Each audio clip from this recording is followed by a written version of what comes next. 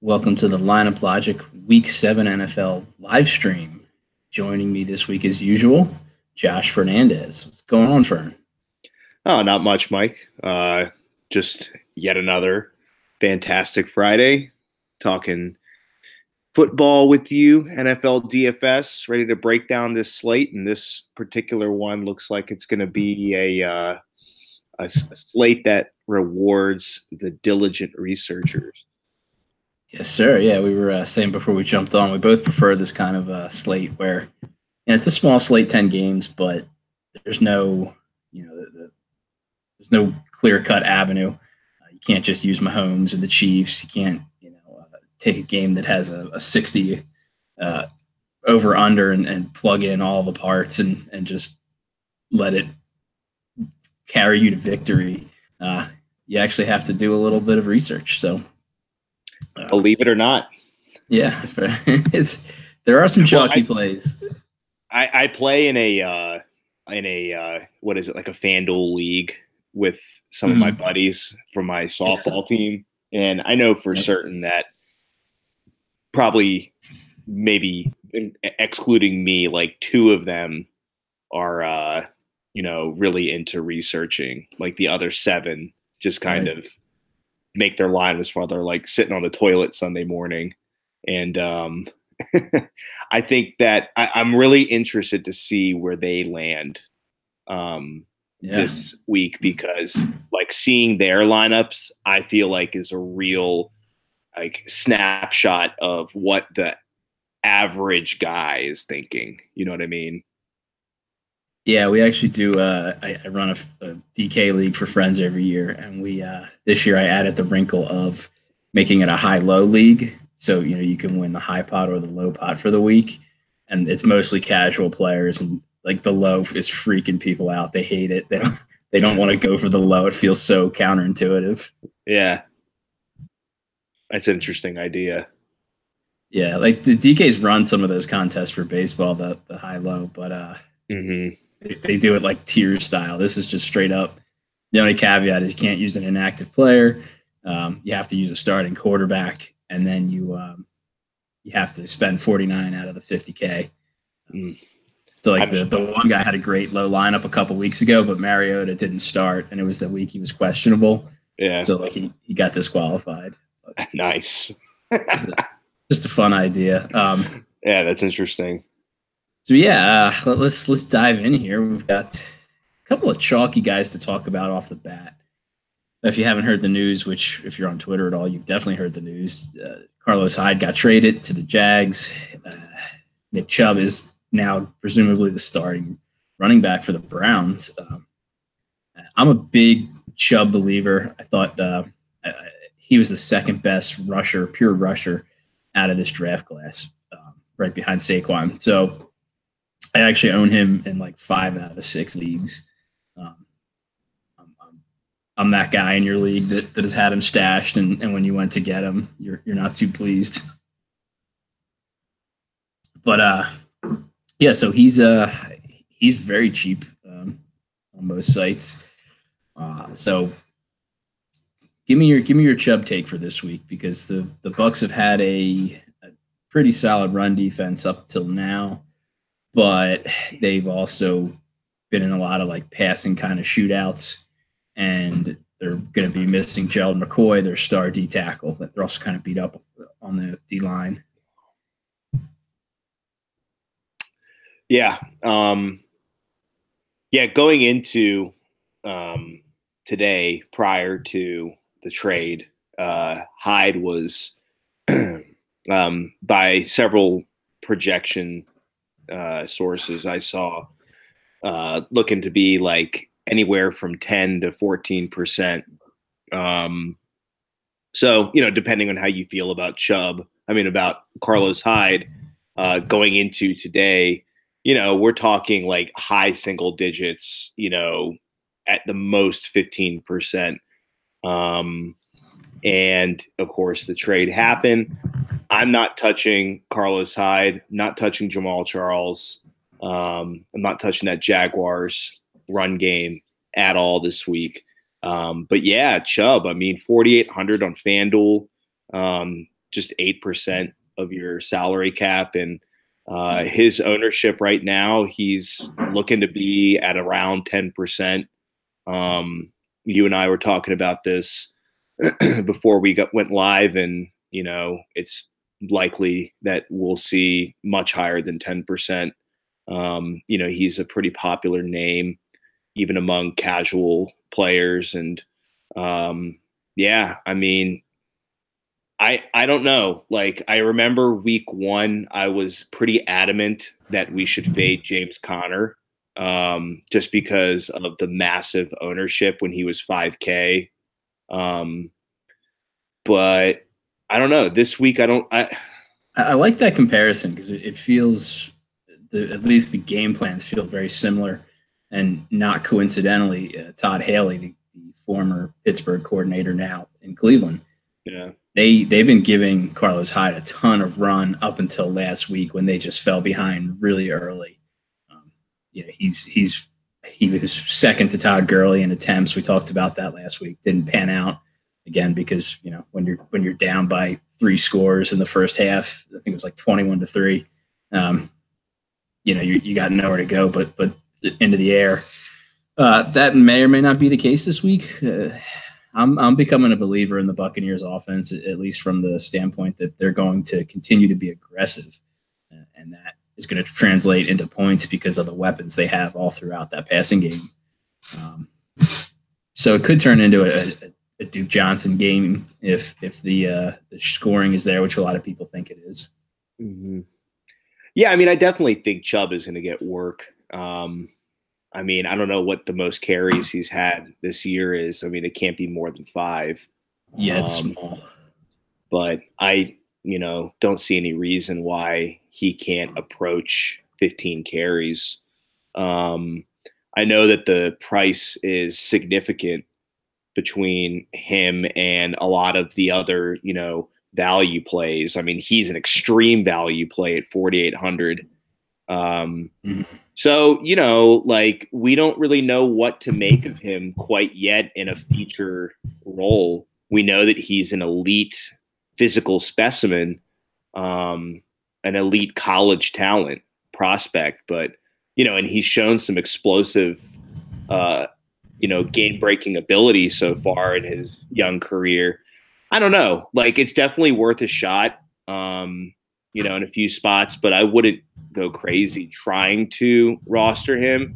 I just think the likelihood is pretty high that he could be outscored by guys like, Kerryon Johnson, Sony Michel, I mean, maybe even Shady McCoy, depending on how that Bills and Colts game shakes out. And again, like, I know that those guys are like, they're cheap, but they're significantly more expensive than he is. But I don't know. It just depends on what your goal is. If you're looking to pivot on ownership, then, Chubb might not necessarily be the way to go. But, if we're trying to jam Gurley in, and I know we're going to talk a lot about him, you might have to eat the chalk with Chubb. At 10% right now, it's only going to keep going up over the weekend.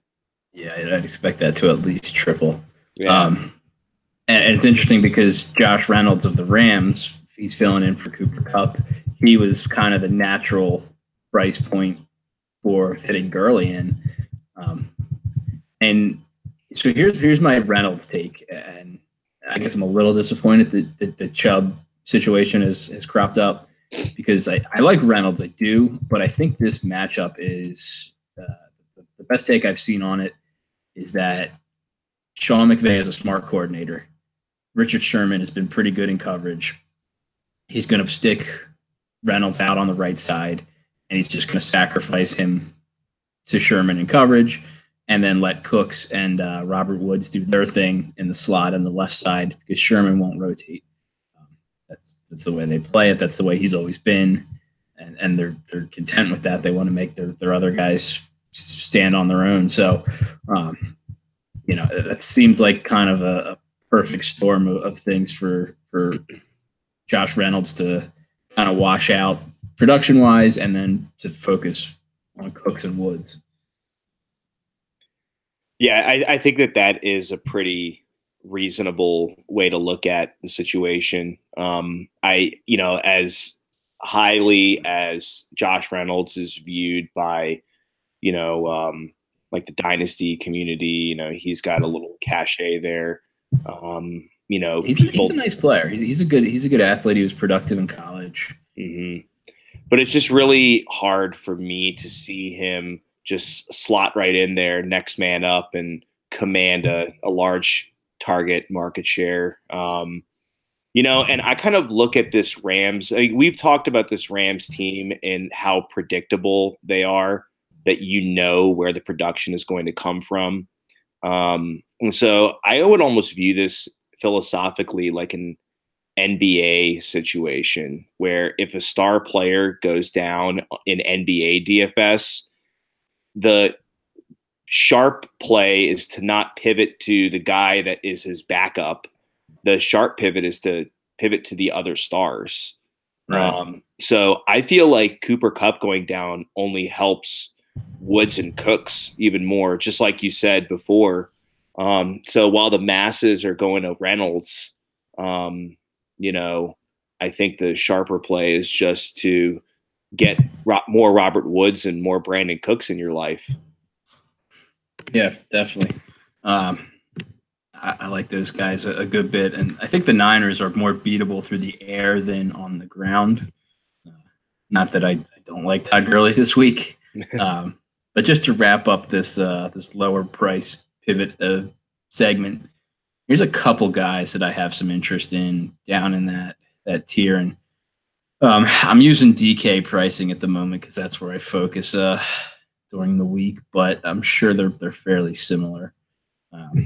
So on the Browns, Damian Ratley, he's the next man up at wide receiver for them. Got 8 targets last week, had a pretty nice day. He's going to be their third receiver. There's nothing left in the cupboard after him. They just can't have a rotation this week at wide receiver. If somebody needs a blow, like they have to go double tight or something. So he's right down there. He's a natural kind of pivot where he should be more chalky than he's going to be, I think, because of some of the things that happened. And the other one I like is Anthony Miller of the Bears, especially with Allen Robinson popping up with a groin injury. He got in a limited session today, so he's probably going to suit up. But I think with a groin, he's going to kind of be a decoy out there more than a valid option. And Miller had a fairly decent game last week. He just missed on some big plays. So, both of the other guys in that Bears game, Taylor Gabriel and Anthony Miller, are nice plays, but Miller's the cheaper one, and he's a supreme athlete. He can absolutely take one to the house. Yeah, Anthony Miller is definitely an interesting play. You're hearing a lot on DFS Twitter and on the podcast rounds that the Bears skill players, primarily guys like Taylor Gabriel, Anthony Miller, and Tariq Cohen, are just going to be matchup nightmares for the Patriots. Slow and lumbering defense. The Patriots defense is just not built to hang with athletes that the Bears have on the offensive side of the ball. Obviously you've got more traditional, power players like Allen Robinson and Jordan Howard, but this trio of guys, Miller and Gabriel and Cohen, are just going to be a nightmare for them. The question is, can they all eat at the same time? I mean, they proved to be able to do so against the Buccaneers. The Buccaneers are their own nightmare of a defense. The Patriots are not the greatest defense. They're going to let you get your yardage and whatnot. I just don't know if Chicago can put up, 35, 40 points against the Patriots. It's not out of the realm of possibility. That said, I think one of these guys is going to have a pretty nice day. Anthony Miller seems like he should be the lowest owned of that 3. So it's definitely worth a try in large field GPPs. Yeah, and it's interesting that they played the Chiefs last week, given that Matt Nagy is from that system, built a very similar offense. And hey, I mean, they gave up 40 to the Chiefs, but like against Pat Mahomes in catch-up mode, 40 is kind of like league average. Mm-hmm. It's So crazy, man. The I'm scoring. not like I think the Pats are an okay defense, especially with Trubinsky. Like, he's mistake prone, so they might be able to get to him. Uh, I think I said it on the Tuesday show. Like as that game goes on and they start throwing more wrinkles at him, um, I think he could struggle. So I'm staying away from Trubinsky, but the weapons you mentioned are all definitely in play. Mm-hmm. So Yep. let's talk some of the bigger games we have here on the slate, which there aren't many. Low 50s is as high as we're going on the main slate. Um, so you got the let's just I mean, we just kind of talk Pats Bears there, so I don't think we need to go too much further down that rabbit hole. Let's talk Browns and Bucks though. We touched on that a little bit with the Chubb segment.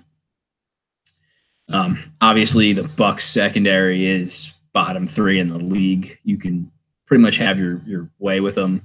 They're missing pass rush. McCoy's out. I think who's their other DN? Not JPP, but I should know he's a former Eagle. But he's banged up as well. So uh, they're gonna have a hard time probably getting to Baker, and that's kind of been the one spot where his struggles have originated, in my opinion, is with some pressure. And some of his inaccuracies probably stemmed from that. So, given that he'll have looser coverage, more open receivers, and probably not as fierce of a pass rush, um, the passing game is looking really nice for the Browns. Any Yeah. any favorite Browns of yours, Fern? Oh man, the Browns passing game is definitely going to be a popular unit. The question is, how popular are some of these pieces outside of Baker Mayfield going to be? I'm just looking at ownership projections right now, and Mayfield slots right in at number 4 as of now, projected at around 8% ownership. As we always mention, quarterback ownership tends to be really flat. It's very rare to see a quarterback over 20%. And I don't anticipate him to get much higher than 10 or 12%. So I love Baker. But as far as pass catchers go, I mean, for me, it all starts with David Njoku. He's leading that team in targets the last couple weeks with Baker in the picture. If you pay attention to, I guess, player assessment, most people with a discerning eye will tell you that he's not the most pristine route runner. He's not the most polished player out there. But, all things, else being considered, I mean, he is one of the elite premier athletes at the tight end position, if not one of the most freakish physical specimens in, all pass catchers out there. So if there's one team that he can just have an explosive blow up spot against, it is Tampa Bay. I don't really pay much attention to like, oh, this team is good against tight ends and this team is weak against tight ends and whatnot. I know that people like to look at that, and apparently Tampa Bay can be a little tricky against tight ends. The bottom line is Tampa Bay is a weak pass defense. They're going to use They're giving up top tight ends every week, and it's really just because of the points. Like, there's no way to not get involved. Right, exactly. So, I just don't think that if I am playing in smaller tournaments or cash, I would look much farther down than Njoku. I mean, I guess maybe Jarvis Landry, but I don't know. He hasn't been really doing it much this year. Like everything says he should be doing more with the targets he's getting, but he's not getting as many targets as he was with Tyrod Taylor. So for me, it's all about Njoku. Yeah, definitely on that same page, and even the targets that he and Callaway are getting. We talked about it on the Tuesday show. Like they're both getting 9 and 10 targets in games, but they're catching 2 and 3 balls, which is a terrible efficiency. And I mean that's pointing to Baker. You know, if Callaway, you could buy it because he's dropping balls, but Landry's, he's not a guy who's known to drop balls and run bad routes. So quite the opposite. Yeah. So this is a real litmus test for where this Browns team is at. So yeah, you got Callaway there. He's probably going to get a lot of targets because he has to be out there every snap. If they're going to throw the ball 30, 40 times, that's another 9 or 10 targets for Callaway. I mentioned Ratley early on. Really nice price. He feels kind of sneaky. He's an okay receiver too. He's not like some scrub that they found sitting on his couch. And then Duke Johnson could be sneaky there too, given that if it turns into a passing affair and he manages to catch a touchdown, and given the running back landscape this week, there's really 2 or 3 guys that are going to score a lot of points, and that's it. Then over on the other side, I know people are after Peyton Barber following his performance last week and his price this week, but he's Peyton Barber. Like he'll be okay if you want to use him. He could have some value, but I don't see Peyton Barber winning you any big GPPs. No, I think you got a much better chance just eating the chalk with Chubb. Yeah. If I'm picking any running back in this game, it's going to be him. The matchup, at least from a touchdown scoring perspective, the Browns and the Bucks are both giving up touchdown production to the running back position. I mean, it's nothing like New Orleans or, anything like that, but we're not talking about, the Dallas or Carolina or Chicago run defenses here. I mean, you can score on the ground against Tampa Bay and Cleveland, but again, like Peyton Barber, I mean, he kind of reminds me a bit of Isaiah Crowell, and that he relies, and I could be wrong here, but just, speaking off the cuff right now, like I feel like he relies heavily on breaking a big run each game to accumulate like a large chunk of yardage. And so when he puts up like 12, 14 points, half of it came on like a 50-yard run or something. Right. So I don't know. Like, I just feel that he has such a low floor, and I don't think that Tampa Bay is going to want to lean heavily on him. So I'm just not interested. I'm more interested in Chubb, but there's just something telling me to like avoid Chubb. He's just so cheap. Yeah. And then the pass catchers for the Bucks, it's never a bad time to use Mike Evans. He can easily catch multiple long touchdowns, even against a good young corner like Ward. And then Djax and Chris Godwin have been rotating fairly evenly. So that's something to monitor as the season goes. I don't know if they're just trying to keep Djax from having all the lower leg injuries and stuff that crop up for him.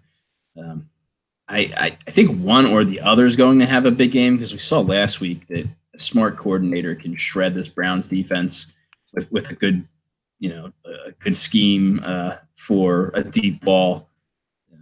Tyrell Williams scored 2 deep touchdowns on the exact same play, and they might have caught a third pass for it was like the exact same route against the exact same coverage, and the Browns just didn't figure it out because Greg Williams, all he knows how to do is say, tear people's heads off and be aggressive, and that's the personality of his defense. So I think the Bucks, now that the Cutter's given up the play calling duties, they're a little bit better on the offense schematically. Um, I can see either one or maybe even both of these guys having a good day. Um, I don't think all three receivers is going to be enough production to get it done. But who's your favorite Bucks wide receiver? Definitely T-Jax. I feel like, you know, Cleveland is not an elite pass defense, and they're not a bad pass defense. I think they're like slightly better than average. And I think that their weakness is a breakdown in coverage, a lack of discipline throughout the game. And there are going to be periods of time where a player of Djak's profile can exploit them. As you mentioned, we saw Tyrell Williams just rip him apart 2 times on the exact same play. They're prone to that.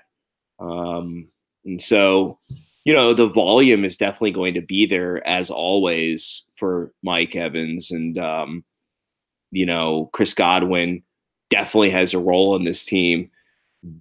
But Tampa Bay is going to want to go deep throughout the game. They're going to want to give Deshaun, chances to, take him over the top. And I really like his chances for at least 1 long touchdown, maybe 2. He's got that double dong potential in him to just pop off at, what is he, 6,700 on FanDuel, or like one of those 5 or 6 catch, 150-yard, 2 touchdown games. And I think this is a solid chance for him to get one. I like him a lot in this game. I really do. I like to throw it home for him too. That's a little bit of a plus. He's better there.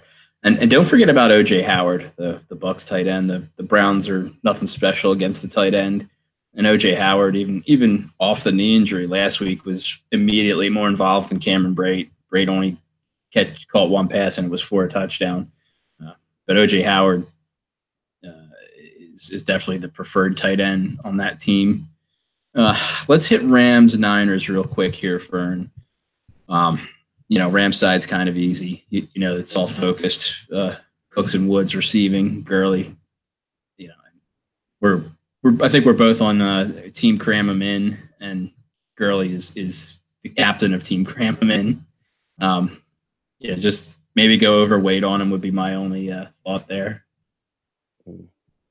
Yeah, for sure. Looking at the ownership projections, believe it or not only is his ownership far and away the highest on the slate of any position. Right now, I'm looking at sorting the column, close to 50%. So we're going to be seeing Gurley anywhere from 40 to 50% in most tournaments. I even think the higher dollar value you go up, the higher his ownership is going to be. It seems weird to say, but I think going overweight on Gurley is the sharp play. Like his production is just such a sure thing. They're scoring so many points.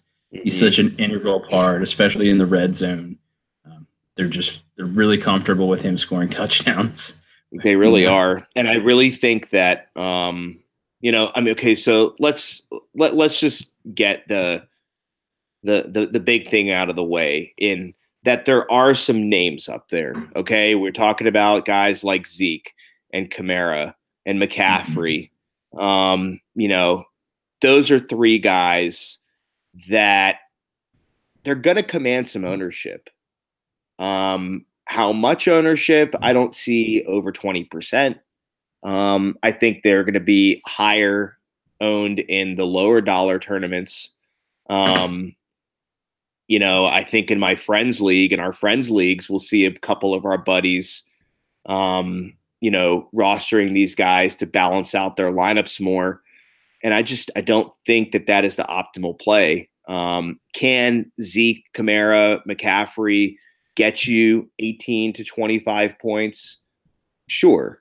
I just think that the likelihood that they outscore Gurley is not very high at all. And I think the likelihood that Gurley gets you 30 plus points again is exponentially higher than them getting you 30 plus points. I mean, this Dallas and Washington game is going to be a slugfest, and it's really hard for me to see Zeke have a ceiling game. Kamara going against Baltimore, I mean, he's going to be used a bit, as a receiver. It all depends on game script. Exactly. And then McCaffrey going against Philly, I mean, as well as anybody, Mike, I mean, running backs against Philly, even of McCaffrey's caliber, it's a risky proposition. Yeah. So I don't even think that it's a smart pivot, off Gurley at these elite talents. I just don't think that there's upside to doing that and pivoting to them. No. And then on the other side, I'm not really interested in any 49ers running back. Morris seems kind of like his time is coming to an end as a usable fantasy asset, however slight it was. Breida, he's talented, yes. My thing about Breida is he's been nicked up for a couple weeks now, and that just scares me off of him in any given week, where if he leaves the game for really any stretch, like, you could have a really hard time hitting value. And I'm not going to chase Mostert just quite yet unless one of these other guys is truly out of the picture. Mm-hmm. Right. Yeah, I mean, there's only two guys that I'm interested in this game. Goodwin and Beathard.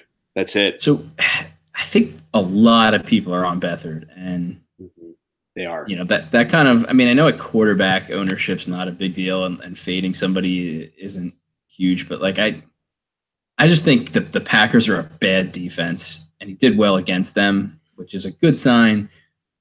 The Rams aren't a great defense at the moment because of injuries, but their pass rush is much better than the Packers. Their secondary still has some players. Like, the Packers secondary is garbage. Like, I think it's a bottom 5 secondary. So could Goodwin take one deep? Yes, but Beathard on the day, I'm a little bit scared off of him. Yeah, I think I'm not interested in pairing him with Goodwin. Mm-hmm. For me, it's more a naked Beathard or naked Goodwin. I just don't think that there is much sense in pairing that duo, because, as we know, like, CJ Beathard can throw for 300 yards.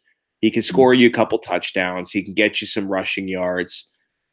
But the likelihood that he and Goodwin hook up for, 7-8 receptions for 100 plus yards is very low. There's that one or two deep ball shots that they're going to take, maybe 3 shots they're going to take, maybe connect on one of them, but that's not stackable to me. And so I think you just go one or the other if you're interested. I'm not crazy about either of them. I like them. I know Beathard is super cheap on FanDuel. I don't know how much he is on DK right now, but he's very cheap there as well. Mm-hmm. Yeah, so it's an interesting play, depending on what you think about that game environment. Right. Just wait on that a week is my opinion. Like, they've got some easy opponents down the road that you can take advantage of that matchup. So yeah. And real quickly, just touch on this game, which I think could be a sneaky shootout. Minnesota visiting the Jets. 46 is the over/under, but the Jets have been racking up points this season. They let Indy into the game last week. So their defense has had its moments, but the Vikings offense, I think, should not have trouble with them. I like Cousins a lot. I really like stacking him with Thielen and Diggs. Thielen obviously is going to be super popular, even though he's expensive. He just seems like a lock for 100 yards. Diggs on a bounce back game, I'm really interested in him. He's just a cut below some of the most expensive receivers. So that I kind of feel like works in his favor where, if you're going to spend up for Diggs, you can get to the next guy who's a little bit bigger name and maybe keeps Diggs' ownership suppressed slightly. You like either of those Minnesota receivers? I mean, I'd love Adam Thielen. I don't think there's anybody out there that would say otherwise. Using him feels like you're using a running back. And they don't have a running back, so he's getting a giant portion of the plays that would go to a starting running back. He's just a secure, safe bet, and he's getting an extra 3 to 5 targets a game that probably would have been running back carries. Yeah, but I know that everybody, who pays attention to market share and just, the game by game trends, notices that, even before Kirk Cousins arrived in Minnesota, Thielen and Diggs can both have week winning upside together on the same week. But I do really like Diggs as a pivot off Thielen. Not necessarily that I'm saying Thielen won't have a good game. It's just that this could be the biggest gap in their salary I don't want to say ever, but normally we see them neck and neck, and Thielen is 1,100 more than Diggs on FanDuel. He's projected for more than twice the ownership right now. So I just think Diggs is a really sharp, I don't want to say pivot, but he's a sharp play. He's a sharp play to get a piece of this legit Minnesota pass offense. But Thielen, I feel like you'd be stupid to bet against Thielen for not getting another 9 or 10 catches and 100 yards. Right.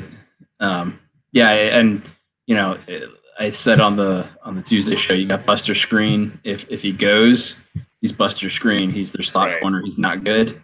And if he doesn't, you got a guy who couldn't beat out Buster Screen. That's a good situation one way or the other. Right. All right. You were working on a little bit of an ownership tool. You wanna review that at all? Yeah, sure. We move on to the positions. Yeah. So, one thing that I did a lot with my basketball and MLB tools over the last year and a half is I like to look at, trends, like changes in salary, changes in, with baseball, different metrics like, WOBA and XFIP, et cetera. And one thing I like to look at with football, because, football, so much of the information, the statistics, and, the trends are baked into the ownership projections. And so one thing I'm doing is I found an ownership projection source that I really like. And I am looking to compare the open, so if we're looking at something like an implied total or, projected runs or whatever, the open projection for the ownership with the live ownership projection. And I'm just subtracting the open from the live projection and seeing whether ownership is going up or going down. So it's just something that you could try yourself and build into your own process. So just a few things that I'm noticing position by position, and feel free to stop me, Mike, at any time. Maybe just start with quarterbacks. I'll just throw a couple out there. Joe Flacco has seen a massive spike in his ownership. By and large, the biggest spike in ownership for any quarterback. 8% increase, went from 5 to 13. That's pretty interesting. Nobody really dropped heavily. Luck and Bortles both dropped 2%. Cousins went up 2%, but Flacco, that's a monster increase in ownership projection going against the Saints and what could be a low-key shootout. I don't know. What do you make of that? Yeah, I think that game features a little more offense than people are expecting. Like the Saints aren't bad on the road; they're just not the top scoring team of the week like they are at home. So, they're and this is a nice does defense matter showdown because you've got a top defense and a top offense facing off yet again here. Right now, team defense does not matter is taking the win. Yeah, right. Yeah, and the Ravens do like to pass. Just another, low key trend over the years is that the Ravens are one of the most high volume passing offenses. So if there's any team you want to pass against, it's Ravens at home against the Saints. So that's an interesting play with Joe Flacco. Looking at running back. Outside of Nick Chubb and Todd Gurley, both of whom have seen a pretty nice bump in ownership for different reasons. Chubb going from barely 1% ownership projection to almost 10%, and Gurley going from 39% to 46%. A couple other guys that pop on this list are Kerryon Johnson going against the poor Dolphins run defense. He's gone up 7% from 1 to 8.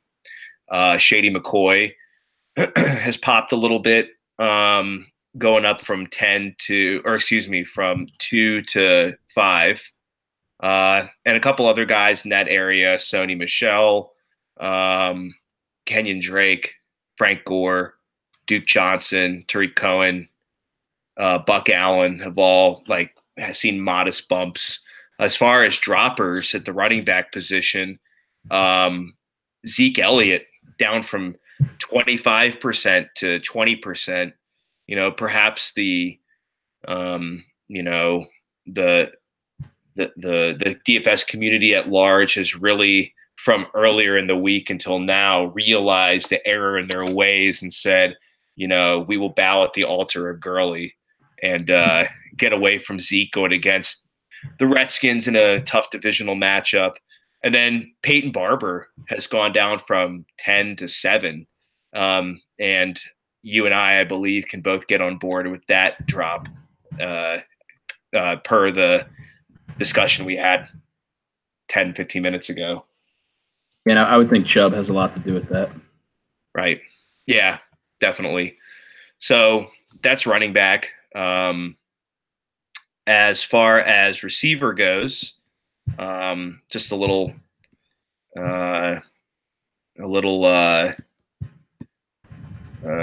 surprise here is seeing Golden Tate really pop. Golden Tate has increased 5%. I don't know. I'm not sure really what to make of that. It's interesting to see. No surprise with Robert Woods and Brandon Cooks really spiking a lot with Cooper Kupp being out. John Brown, the primary air yards guy on the Ravens going against that Saints defense, Djax and Marquise Goodwin, couple deep ball guys. That's an interesting trio right there. Is just throwing John Brown, Deshaun Jackson, and Marquise Goodwin out there on FanDuel and hoping that each of them can have a big day. I like that little trio. Nothing lineup. Yeah, man. That'd be good to use in my high-low contest. Yeah. And one other guy that he hasn't seen any change in his ownership, surprisingly, but Traquan Smith. I'm really going deep there. But if this game, New Orleans and Baltimore turns into a shootout, Teddy Ginn just went on IR. Yep. And Traquan is a highly regarded prospect there in New Orleans. Looking at the droppers. looking at the droppers, Nook Hopkins down 9% going against Jacksonville. I know that some sharp people are pretty high on him. I heard what's his face, CSU Ram talking him up on Jennings. Yeah, Peter Jennings. And then Adam Thielen has seen a pretty big drop, but he's going from 30% to 25%. So, big whoop. Yeah, that could be a lot of the Gurley shares too. That's right. Get them both in. Yeah, that's a good point. Yeah, as Gurley goes up, Thielen goes down.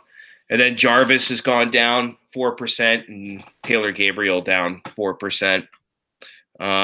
Michael Thomas down 3%, as was Mike Evans. Cool. And then I'll just finish it up real quick with tight end. Our biggest mover is my boy David Njoku, up 7%, projected at 24% ownership on FanDuel. I wonder. I'm interested to see if that comes to fruition. I don't know. I don't know if he'll be that highly owned. I could see him being lower than that. I feel like some casuals don't even know he exists. I don't know. That's just me. And Gronk. I mean, where has Gronk been all year? Down 6% to from 17 to 10. Tough matchup with the Bears, but when is Gronk's when is Gronk not been there? Yeah, and when is his salary going to get below 7K on FanDuel? Close. It's close, man. And Jordan Reed does not deserve to be increasing by 6%. Massive spike for Jordan Reed. Ownership's up 200% from 3 to 9. I like Jordan Reed. If Sean Lee wasn't going to go, I believe he's practicing and hoping to play. That's one of those you're just going to have to see on Sunday. And then finally, if you're looking for a defense that's trending, two that are really trending are the Eagles and the Lions. The Eagles going against Carolina. Cam is always a GPP play, but he's prone to mistakes going against a tough defense in the Eagles. And the Lions, they can get after it. And, Brock Osweiler, I mean, he won some dude $1 million last week, but I don't know if it's going to happen again. So yeah, that could be a sneaky play there because Brock is absolutely capable of throwing it to the wrong team quite a bit. Mm-hmm. Yep. I might have to mix them in because I got nothing down low defense wise. There's not a single defense I like this week outside of Jacksonville. Yeah.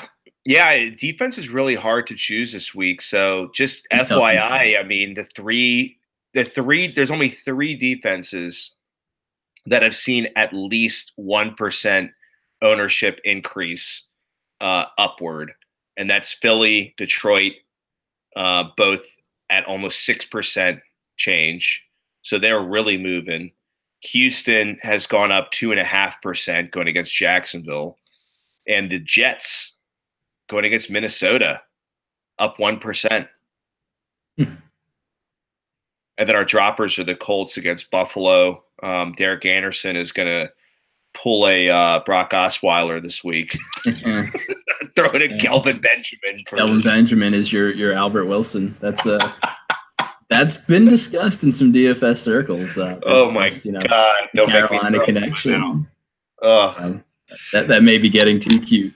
Yeah, and then the Rams have dropped a bit too, and what many think could be a shootout. I could see the Rams tying one on and blowing the doors off the Niners.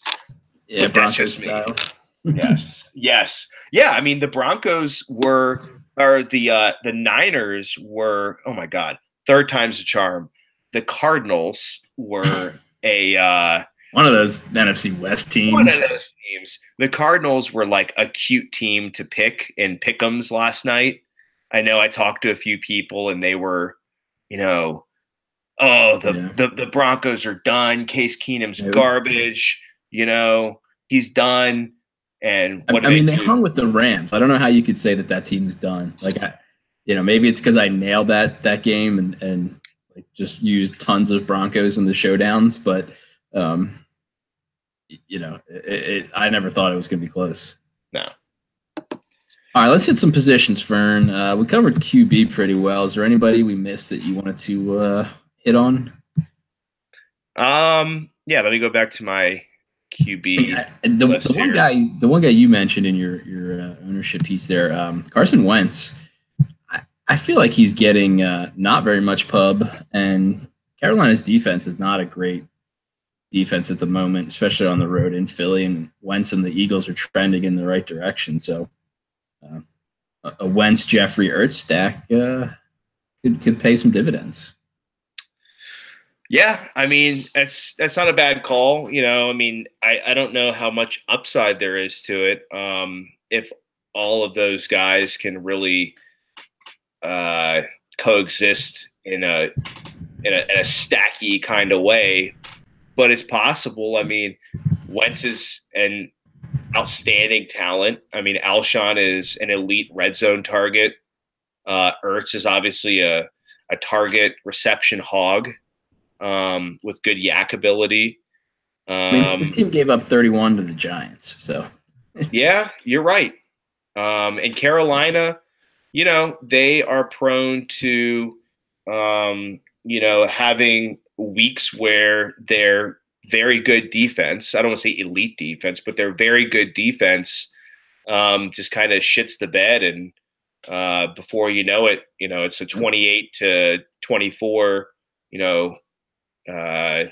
type of affair. So yeah, I don't mind it. And let's be honest, as much as people are into, Wendell Smallwood and Corey Clement, as up and coming backs. I mean, I don't think that that's what Doug Peterson wants to do first and foremost. Like, he wants the ball in his franchise quarterback's hands, going to his franchise tight end and receiver, and outstanding talent in yes, well, Jeffrey, but also in Jesus Christ, man, what the hell? The slot receiver. Aguilar. God damn.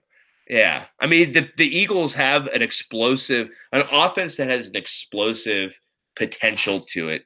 I feel like there's going to be a stretch this year where your boys can put up some gaudy numbers. It's in there.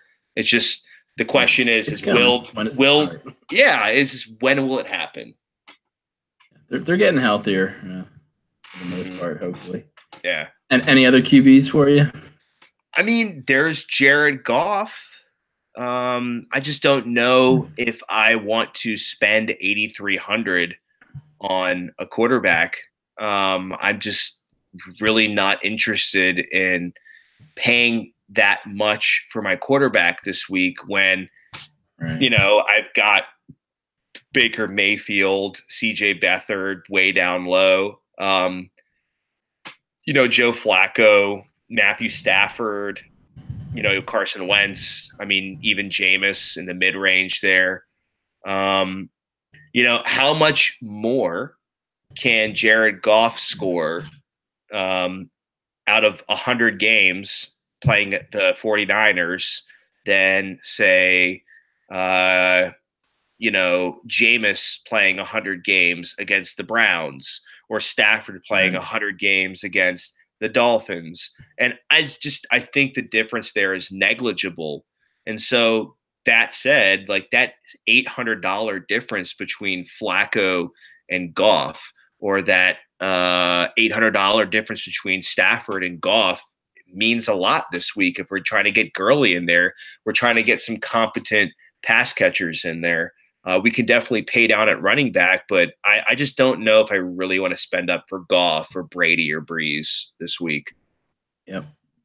Yeah, I kind of feel the same. I mean, I'll throw him in a couple lineups just to see in case he does have a huge day, but it doesn't feel like they're going to need to push it. And we've seen that end up having a low total for him. All right, running backs.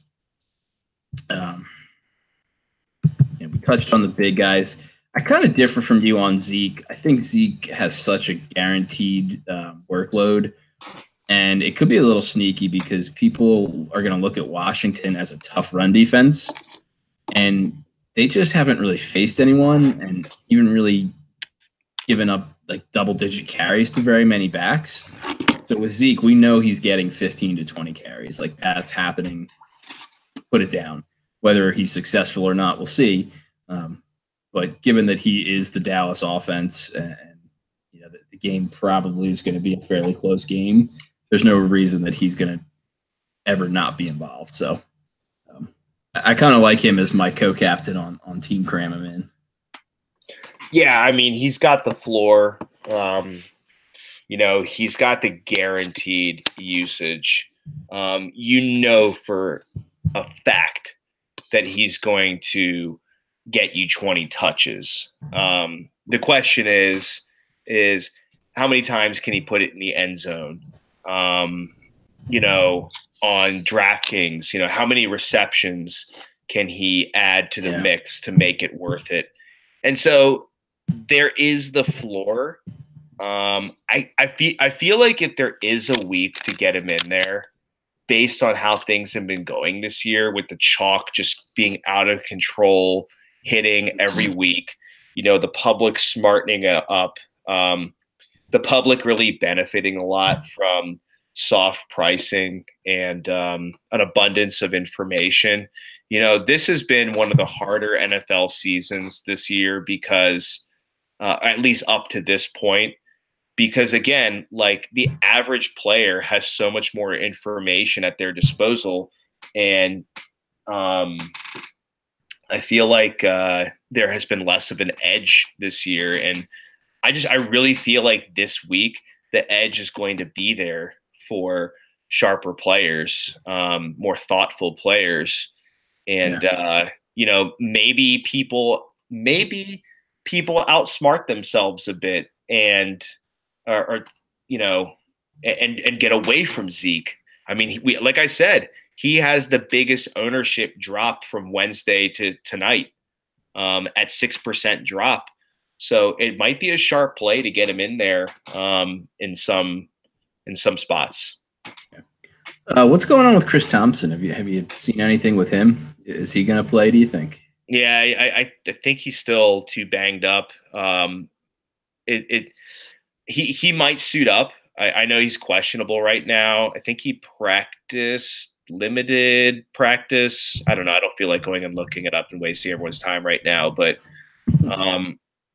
he's kind of in a Matt Breida spot where, I mean, Matt Breida is what, 190, 195? He's not a big guy. I mean, Chris Thompson's even smaller. Like, I'm pretty sure Thompson's in the 180s.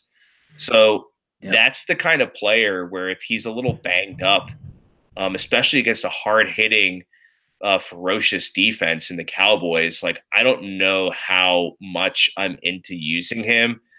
That said, I think it's less about using him and more about how does it affect, AD, how does it affect – I mean, honestly, I don't know how much people realize it, but Chris Thompson's going to affect Vernon Davis and Jordan Reed as well. Like if he goes, I just see Gruden, like, he's got nothing in the playbook. He's got no wide receivers. He's got a quarterback that doesn't want to push the ball. It's pathetic. In divisional matchups, he's done it time and time again. He just goes to Chris Thompson and he says, okay, make a play for me. I need you to get me first downs and score touchdowns. Yeah. Yeah. So I do think that if anybody does anything, it's going to be Alex Smith distributing the ball, maybe punching it in one time himself. He usually gets a couple rushing touchdowns a year. Yeah, it's gross. I mean, Dustin Hopkins could lead the team in scoring, to be honest with you. Any other backs on your mind here? Yeah, I mean, just looking at raw ownership projections, I mean, the public is pretty into the Patriots backfield and Sony Michel and James White, and I guess it's kind of like a pick 'em there, because both are at 12% right now, but Sony's seen the late week surge going up almost 3%, and White has actually held strong, only dropping 0.1%. And as we all know, I mean, James White is basically their wide receiver too. Yep. But Josh Gordon is emerging, and Julian Edelman is getting healthy, and Rob Gronkowski's giant shadow looms.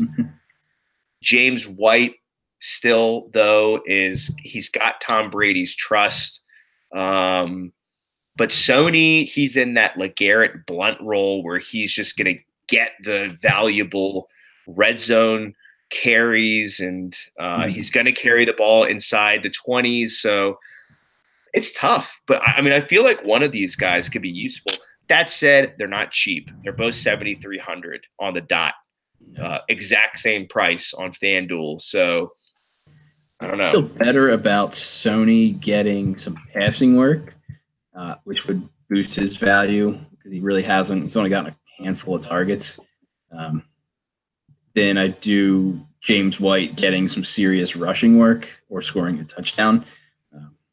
So I guess I'm a little bit more on Sony this week, but yeah. And one guy that is just completely going to get forgotten, and I don't think that it's much of an injustice, but it's someone to keep in mind, is Mark Ingram. Yeah, currently projected for 3% ownership, and I got some Ingram shares. He could easily have another 2-touchdown, 50-yard day. Yeah, I know. I know. Like, and so I feel like it would just be smart to go overweight on him, not too heavily, but if he's going to get 3-5%, getting 8 to 10% Ingram is, I mean, it could be useful.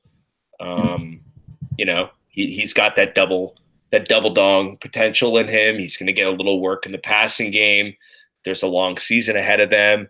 I don't know if Kamara is necessarily going to come right back into a high volume role. And I know that people are into him this week as like a rebound candidate, Kamara. So maybe Ingram kind of solidifies like his status on this team as a legitimate member and piece going forward, because I think a lot of people like wrote him off and then said, all right, they're going to like trade bait him or something. I don't know, but 3% for him, in the potential shootout, it's interesting to me. Hey, good catch there. All right, let's move over to receivers. We didn't touch too much on any Lions. I actually like all three of them going against Miami. Golden Tate, really great floor every week. He's healthy. Out of the slot, Miami's nothing special in their coverage there. Kenny Golladay is probably my favorite breakout of the season so far. I think even on the road, he's got touchdown upside. Marvin Jones' price just seems to keep going down. He's got a ton of red zone looks, I believe.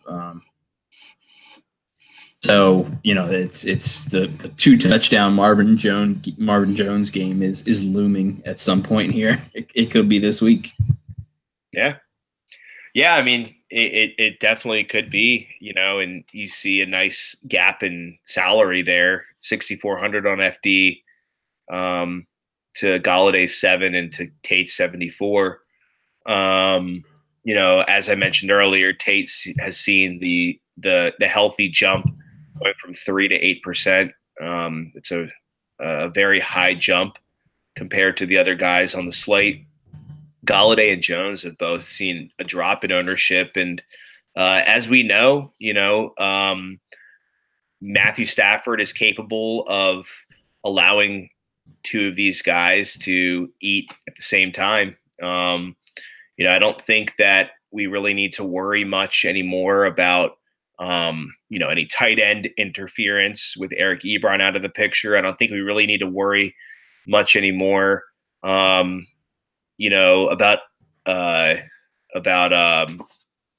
running back, receiving running back. Theo Riddick. Theo Riddick. My Alzheimer's is ruled out. Oh, he's ruled out. Yeah, he got ruled out for the game. Excellent. So yeah, maybe this could be like a really poor man's Vikings like situation or a Rams like situation where so much of the production is concentrated in this trio of receivers. I could see all three of these guys, on any given week, all putting up double-digit points on both sites. They have that ability to do so.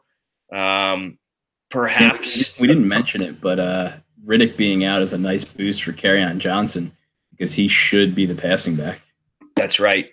And I would really like to see him finally get like a solid 20, 22 touches and just show his worth because he looks like the real deal. Yeah. Any other receivers?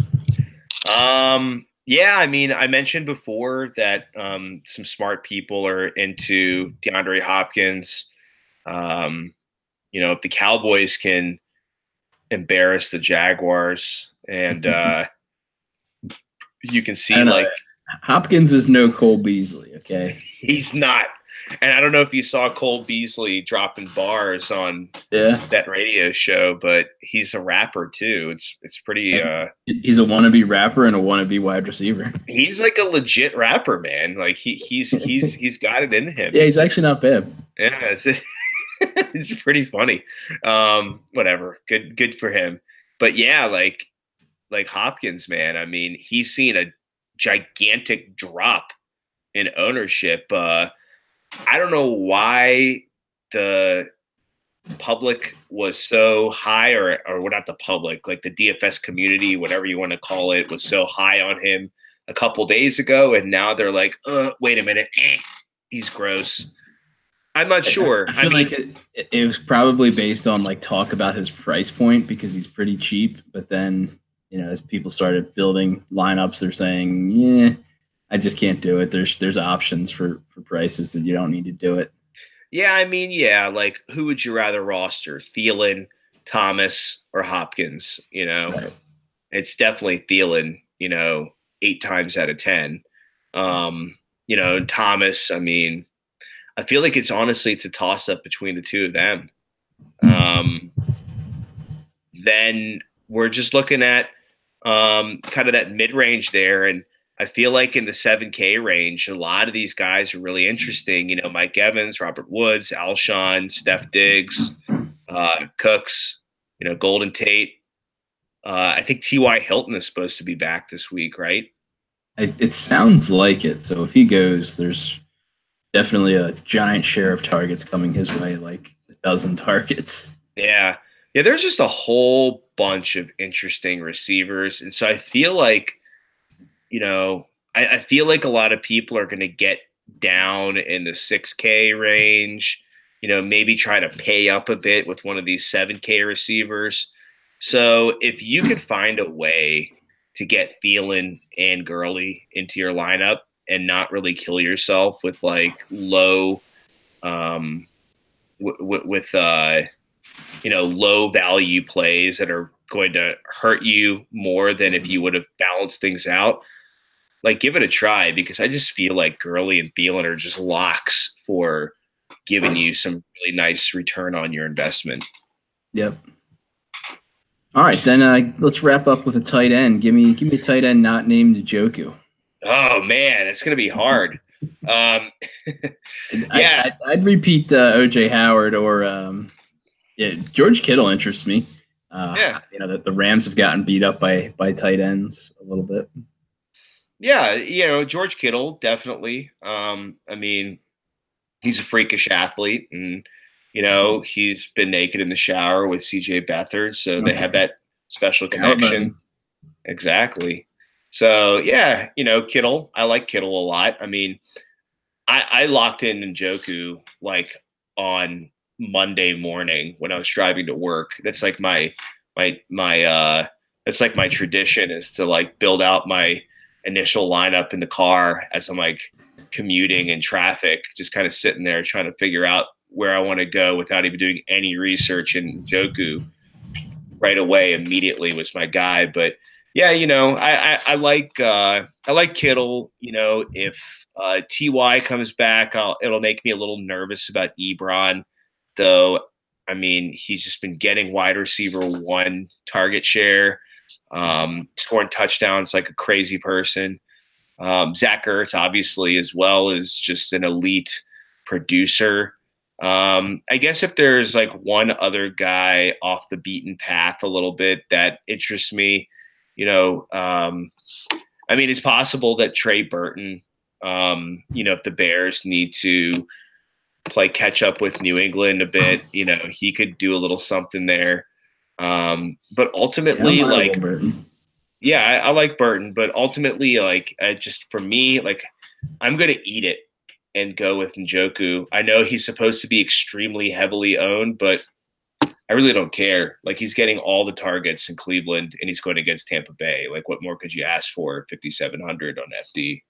Yeah, not a lot of other options.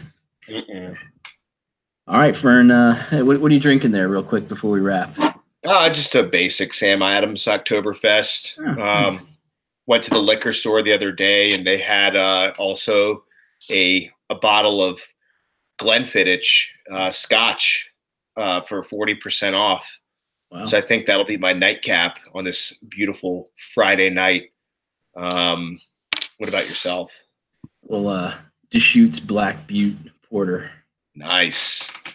It's porter season now. It is, yeah. Yeah, brother. I always drink dark beers year round, but yeah, me too. I mean, if I'm outside playing softball, cutting the grass, at the beach, it's definitely, some Bud Lights or Coronas. But when I'm at home, I'm at happy hour, whatever, it's always going to be something darker. And I don't know. I went more macro. I don't know. What would you? I guess Sam Adams would be like a macro. I mean, I think they're technically still a microbrewery. I mean, it's a publicly traded company. I like Sam Adams. Like, they put out a decent product, and they do. We actually did a blind taste test with Sam Adams lager mixed in with some New England other IPAs, and people gave it like a crazy good rating. Of course they did. People are idiots. I'm an idiot. We're all idiots. It's just beer is beer, and I love me some Sam Adams. People can kiss my ass if they don't think it's, fancy enough. But I'm right there with you, man. I love the dark beer. I love some. I know. I doubt TJ Hernandez is watching us right now, but I know they hate their IPAs, and I don't know what else wrong with them. Yeah. I joke with a friend who doesn't like IPAs. I'm not a big IPA guy either. We're going to start a brewery and call it No IPA Brewing. Good call. Don't have IPAs. If you want an IPA, you can go elsewhere. Well, I will be your first customer. All right. That does it for this week, guys. Thanks for being on, Fern. You can get us at patreon.com/lineuplogic if you want to subscribe to the tools, the cheat sheet, etc. Good luck this week, Fern. You too, Mikey. Take care. You too.